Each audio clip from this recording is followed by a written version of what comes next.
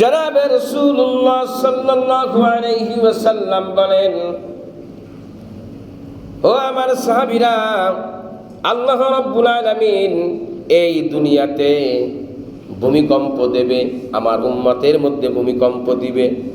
যে সমাজের মধ্যে 15 প্রকার লোক বসবাস করবে, 15 শ্রেণীর মানুষ বসবাস করবে, তখনই ভূমিকম্প হবে, অনাবৃষ্টি হবে, শিলাবৃষ্টি হবে। মানুষ দোয়া করবে, দোয়া কবুল হইতে চাইবে না, দোয়া কবুল হবে না, দোয়া কবুল হবে না। তিরমিজি শরীফের মধ্যে আসছে 2213 নম্বর হাদিস।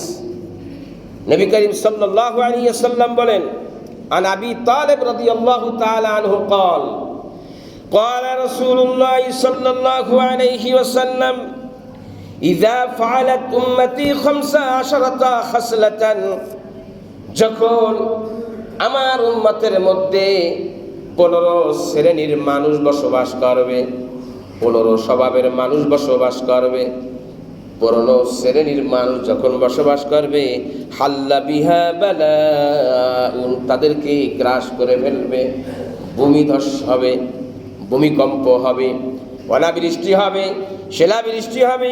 ওয়াকিলা ওয়া মা কুন্না ইয়া রাসূলুল্লাহ, সাহাবায়ে কেরাম বললেন, হে আল্লাহর পয়গম্বর, এই 15 প্রকার মানুষের সংজ্ঞাগুলো কি? কোন 15 প্রকার?